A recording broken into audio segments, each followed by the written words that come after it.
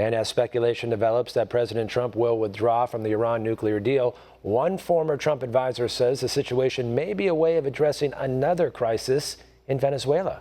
One America's Emerald Robinson has more from Washington. As the president is expected to decertify the Iran deal in the upcoming week, former Pentagon spokesman J.D. Gordon says this is a smart move against Iran, who poses a threat not just in the Middle East, but also via Latin America. What we've seen in Latin America in the past is when the U.S. has enemies like the Germans during World War I or the Soviet Union during the Cold War, they've actually tried to operate in Latin America to pose a threat to the United States.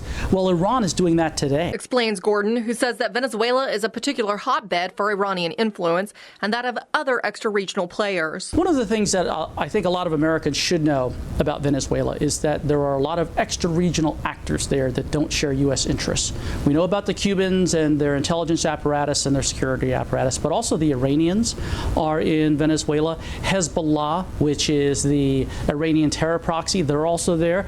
And the Chinese and the Russians are also helping to prop up the Maduro regime economically. Gordon says Iran isn't just funneling money to the regime, but providing on-the-ground training. You might remember in Tehran in 2009 where the Iranians shot and killed a lot of protesters. Well, we see that happening in Venezuela too. And guess what? They're trained by the Iranians to do it. Iran and Hezbollah were responsible for attacks on the Amia Cultural Center and Israeli embassy in Argentina in 1992 and 94. And Gordon says that Iran is continuing to try to strengthen its influence throughout Latin America. Iran is very much a threat to the United States, including from Latin America. Iran has tried to strengthen their relations not just with Venezuela, but also Bolivia, Ecuador, Nicaragua, and other countries in Latin America that are hostile towards the United States. Gordon says that the decision to decertify the JCPOA is a smart one in regards to Venezuela and Latin America. It's a very smart decision to decertify Iran because the issue is Iran cheats constantly. And at the end of the day, that economic relief they were able to get from the Obama administration goes towards terrorism.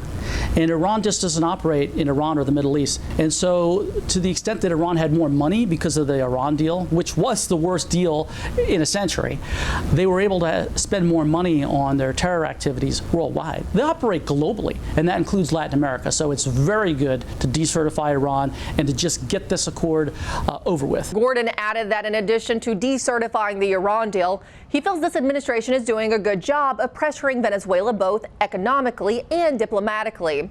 However, he warned that Venezuela is a very dangerous situation right now, especially with these extra regional players like Iran present there, and that there could be a civil war really at any time, resulting in a major refugee crisis.